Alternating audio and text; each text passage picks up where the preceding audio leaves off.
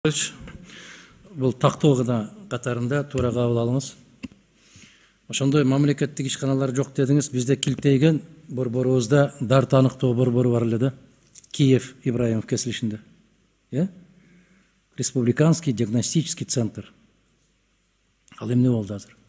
Ал бүгүнкү күндө деле бар, бирок ал биздин медакадемиянын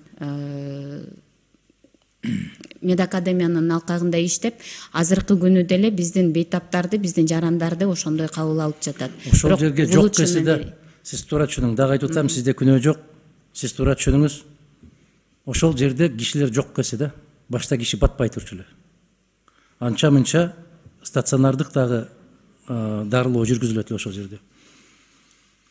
Бул илгери элдин ден соолугу, мамлекеттин байлыгы деген ураа менен иштеп аткан өлкөдө ошондой эле. Савле Мавлетовна деген көптөгөн жылдар ошол жерде башчы болду, жетекчи болду. Соңку жылдарында күрөшүп киши да чарчады. Эмне үчүн ал жерге барбай атат азыр? Эмне үчүн ал жерге жибербей атат азыр? Шайлообек мырза айткандай эле, сиздер өзүңүздөр билесиздер да, кайда жиберишти? Юрфага бар дейт, сөзсүз Юрфага бар. А эгер берки анализди тапшырсаң, анда Банецкийге бар дейт. Силер монополия кылып алдыңар да, ошолор менен шериктеш болуп алдыңар да. Силер дегенде мен сизди айткан жокмун. Тармакты айтып атам. Тармак. Ошого шериктеш, процентке отуруп алдыңар да. Кайсы дарыгер канча кишини жиберген болсо, ошонун канча каражат түшсө, ошонун ушунчасы сеники. Биз калкты тейлебей калдык, калкка кызмат көрсөтпөй калдык. Калкка тек гана ошо каражатына жараша мамиле жасап калдык да. Тилекке каршы саламат сактоо тармагы ушул. Ошондуктан урматтуу кесиптештер, дагы бир жолу айталы. Мына келишим жакшы, бизге керектүү келишим. Бул эл аралык келишим.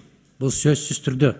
Бирок могул жердеги айтылган сөз ой пикирлердин бүтүндөй баары күндө какшап аткан ошол биздин шайлоочулардын муңу зары. Бир анализ тапшыр деп ошол Банецкийге жиберет, же ошол Юрфага жиберет, 3800, 3,5 сом. Ким тапшырат айланай? Мына бүгүн сиздин кесиптештериңиз кулак кагып атат. Өтө кечигип лабораториядан келгендигинен байланыштуу 65%га рак өлүмдөрү көбөйүп кетти деп бүгүн кулак кагып атат. Эмне үчүн? Ушул биздин кесиптештер айткандай, алдын ала дарт коюучу, дарт белгисин коюучу аппараттардын эбегейсиз кымбаттыгынын кесепетинен. Өтө албай атат ошону. Ал эмес орто деген, кызматкер деген азаматтар дагы бир жылда бир чекап жасай албайт, жасата албайт. Ал аябай чоң акча. Муну биз бүгүн колдоп бере турган келишим жок дегенде ушул Евразия чөлкөмүндө ушул аппараттардын эркин бири-бирине келип кетүүсүнө шарт түзүү. Мына ошолорду качан түзөбүз, кай жерде канча деген планыңар барбы деп экинчи, үчүнчү жыйында отурабыз. Кийин жооп берейин, жазуу жүзүндө жооп берейин, тактап айтып коеюн деп келбей коет. Ошонун улам нааразычылык пайда болуп атат. Туура түшүнүңүз. Рахмат чоң.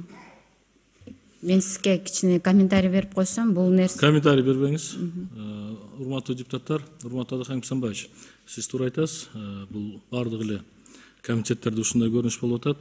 Эми бул стандарттуу Евразиясынын алкагындагы келишим. Үчүнчү окууда, ошон үчүн Адахан Кысанбаевич, сунушуңузду кийинки жылдыруу боюнча сунушуңузду бердиңиз. Ошол сунушуңузду кайра чакыртып албайсызбы? Добушка коелу, себеби дегенде үчүнчү окууда бул Евразиясынын алкагындагы стандарттуу келишим. Бул жерде сиздер көтөргөн маселе албетте орчундуу, туура маселе, бирок бул мыйзамдын алкагында добуш берсек деген ой. Рахмат. Биринчиси ушул кызыбыздын урматына.